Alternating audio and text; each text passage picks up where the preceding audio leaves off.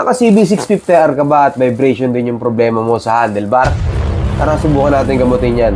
Panoorin mo yung video na to. Kagigising ko lang at ginising na naman tayo ng parcel natin. Siyempre, para sa motor na naman. Ano nga ba to? Masasabi ko? Tingin ka dito. Habang sinisimulan ko pala tong video na to, gusto ko lang kayong i-inform na nakuha natin tong idea na to kay Kyle, kay KD Moto Vlog. Nakapwa din natin, gumagawa ng mga video, content, ganun. Kaya kung ifa-follow nyo yung channel niya, may makukuha talaga kayong mga idea tungkol sa CB650R. Kaya salute, brother. At hindi naman lingid sa kaalaman ng mga tao na ang insert weights handlebar and bar end weights handlebar ay isa sa mga nagiging solusyon ng mabibrate na handlebar, lalo na kung nakapagpalit na kayo ng aftermarket. Pero yung gamit natin pyesa dito is hindi to genuine. Makaka-order lang kasi kayo ng mga genuine parts sa Honda mismo. Yun nga lang, sobrang tagal. Napakatagal. Hindi siya uubra ng i-chat mo lang or tatawagan mo lang sila. Kailangan mo talagang pumunta mismo dun sa kasa para mag-order. At ayun, uubos ka talaga ng oras doon. Kaya tayo, nag-explore na lang tayo. Nag-search tayo ng timbang ng insert weights tsaka bar end weights ng CB650R or CBR650R. Nasa 200 grams each. So yung buong isang set, tumitimbang siya ng 400 plus grams. Sa genuine parts yun ha, pero itong nabili natin, hindi naman siguro itong nagkakalayo. Oo. Hindi na kailangan kasama yung mukha ko pag tinitimbang, ganun din yan. 830 pa rin yung result ng dalawa. Kabit na natin. Tara! Magpapalit na rin pala tayo ng frame slider natin. Meron kasi ako nakitang ganito sa Shopee. And magre-retake na rin tayo ng mga bolts ng slider natin. Balik muna tayo dito sa handlebar weights. Madali lang namang ikabit to. Ang pinaka magiging problema mo lang dito is kung paano mo mahihigpitan. So ang ginawa ko dito, naglagay muna ako ng teflon. Pero na-realize ko hindi uubra kung teflon lang, kaya nagpatong na rin ako ng electrical tape. At ayun, so far, effective naman siya. Ganun lang din yung gawin nyo sa kabila. Hindi kasi uubra kung yung o-ring lang yung aasahan nyo sa paghigpit nyan. Kaya kung balak nyo bumili nito, diskarte nyo na lang din kung paano nyo mahihigpitan. Yo! Tapos na nga pala natin ikabit yung handlebar insert weights and yung bar end weights natin ng handlebar ng CB650R using aftermarket insert weights and aftermarket bar end weights. Feeling ko okay naman yung magiging result nun. Kumbaga, tama naman yung pag-execute natin kung paano natin ikabit yon. Pero ang susunod na magaganap na mapapanood nyo sa video na to, i-explore naman tayo sa frame slider. Mag-a-adjust tayo ng tightening natin. So, titignan natin kung makakales ba siya or makakatulong ba siya na mawala yung vibration ng CB650R natin. Pero wala nga palang kinalaman yung napanood natin video na yon, lalo kay Kyle or kay KD Moto Vlog, sa magiging result na itong gagawin nating video kasi sumablay ako dito. Yung sa kanya na-execute niya ng tama yun, naayos niya yung vibration ng motor niya, pero yung sa akin, sumablay ako dito. Panoorin nyo.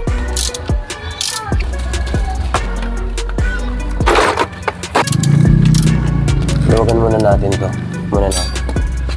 Pero tatanggalin ko muna itong isa kasi lalagyan ko ng washer to. Lagyan ko lang washer.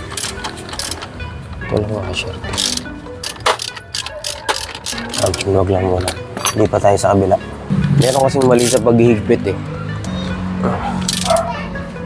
Tanggalin muna natin to. Yung tightening nito, walang kinalaman to sa vibration. Pero itong dalawa, meron. Luluwagan ko ulit to. Diba niluwagan ko lang sa kabila? Niluwagan ko ulit yung dalawa dito. Pwede na yan.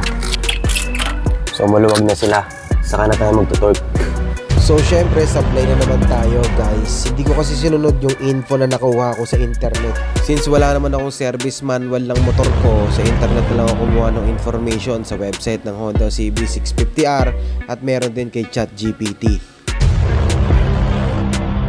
Hindi ko sinunod yung 59 and 49 Newton meter na binigay nilang info. At ang naging resulta, eto, tara testing natin. Madilim na! Subukan ko mag-NLEX. Gusto kong bigyang review yung ginawa natin, pero dito pa lang nararamdaman ko na sablay. Oh! Lakas gag. Lakas ng vibrate. Ang lakas ng vibration gagi. Something wrong dun sa ginawa natin. Pero alam ko na kung ano, magmamaynila na lang ako para makatesting tayo ng tuwid. Wala, di ubra dyan, no? Traffic. Something wrong. Nasa frame slider yung problema natin, guys. Dito sa handlebar, wala eh. Alam nyo kung nasan yung vibration lang sa akin? Nandito sa tangke. Nandito sa hita. Kaya yung edits ko nanginginig, gagi. Ibig sabihin, yung torque hindi umubra. Ayun o, hanggang paa. Ayun o, lalo pag nag-downshift ako. Ayun o, hanggang paa.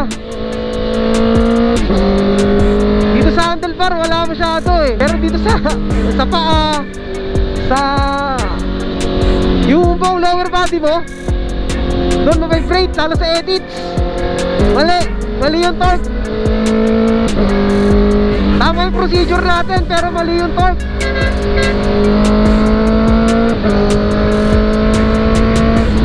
Sobrang lakas.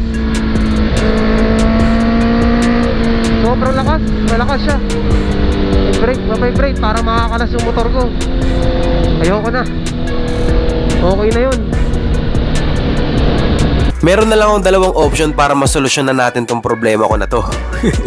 Una, susundin natin yung 59 front and 49 rear na tightening torque na nakita natin or nalaman natin online sa website tsaka kay ChatGPT. Doon lang tayo magbe-base. Pangalawa, pag hindi siya umubra, mag-full tight tayo. Maghihigpit tayo ng todo. Pero at the same time, cross-tightening pa rin tayo. Cross-tightening pa rin yung gagawin natin. Doon sa dalawang option natin. Tara, i-PPOV shots ko na lang to para mabilis kasi anong oras na, alas 3 na naman. Gagabihin na naman ako para matesting ko pa sa kalsada. Di na ako mag-NLEX, dito na lang ako sa may Mindanao Ave. Let's go!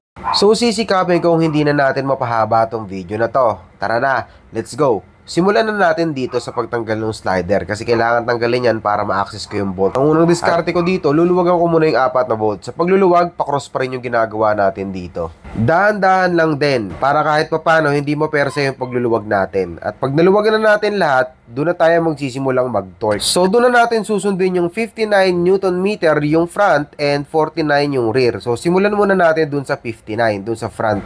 Pero syempre, hindi natin re-recta ng 59 yan. Kalahati lang muna, 29.5 yung binanat natin doon. At dito naman sa kabilang bolt na may 49 Nm na torque, kalahati lang din muna. 24.5 muna yung binanat natin dyan. At balik na tayo dito sa kabila. 29.5 ulit. Tapos, pagkatapos doon sa kabila, 24.5 na. At dito na natin babanatan ng panabot. 59 Nm sa harap, 49 Nm sa likod, tapos 59 ulit sa harap, tapos 49 sa likod. So, ayun. Subukan na natin i-testing. Dito natin i-testing sa may Mindanao. Ito nga pala yung 5949 na tightening natin. Ito yung naka-torque ka. Hop. Parang nalis ah. Real talk. Parang nalis.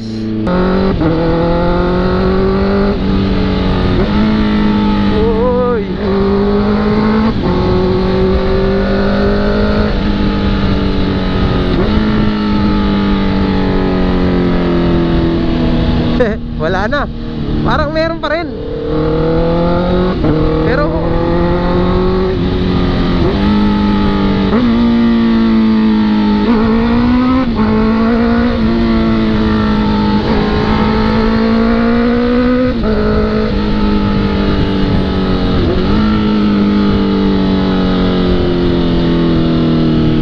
meron pa rin siya sa may footpeg oh. Meron pa siya konti eh. Wala na sa handlebar.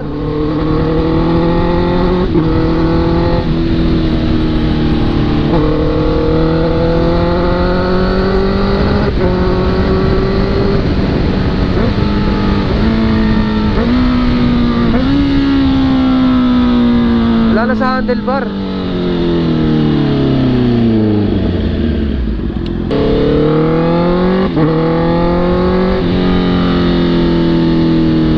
Ikot kaya ako ng Mindanao. Ikot tayo ng Mindanao.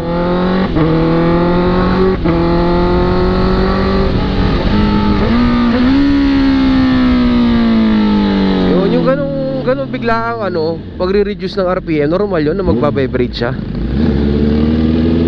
Yung ganung klase ng pagda-downshift, normal yun. Nauugong talaga yan. Mukhang wala naman traffic eh. Testing natin dito ah.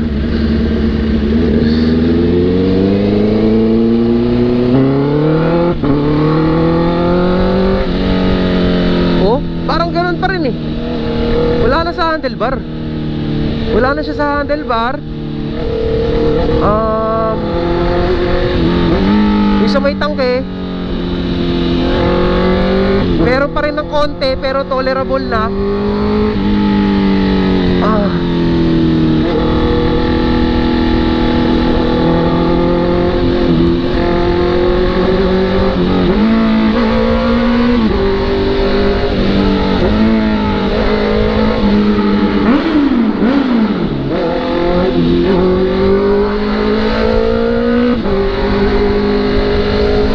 Pero okay na siya, okay na ako dito. Hindi na ako maghahangat pa ng iba. Basta importante, komportable na ako kahit pa paano. Eh hindi ko alam yung motor na walang vibration. Parang lang naman siguro may vibration, di ba? Kasi maraming nagre-reklamo sa vibration ng CB. Kaya napapa-content ako ng ganito eh. Nararamdaman ko na rin. Which is parang hindi ko naman nararamdaman noon. Oh, ayun oh, downshift tayo. Okay na siya.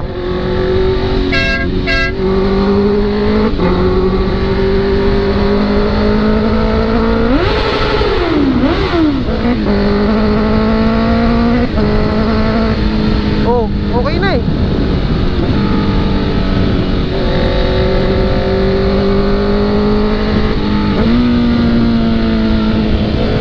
Uwi na ako.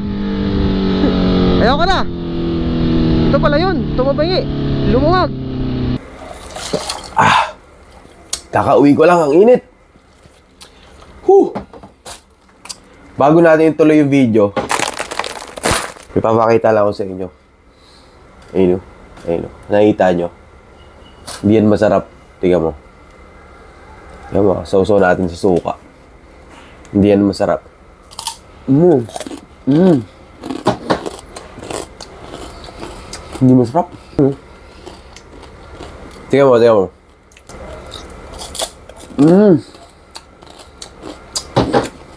Hindi siya masarap. Siya pa. Ayun o, tingnan mo.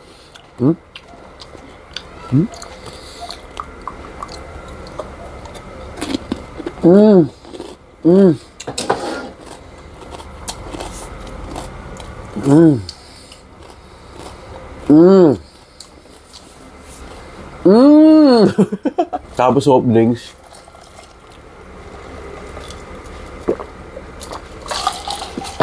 So balik na tayo sa video, no? Yun lang. Maraming salamat sa nanood. Hindi na tayo nag-full tight. Okay na tayo dun sa 59 and 49 Newton meter na torque na ginawa natin. Meron pang konting vibration pero tolerable na siya. Yun lang. Maraming salamat. Peace out. Food trip na tayo.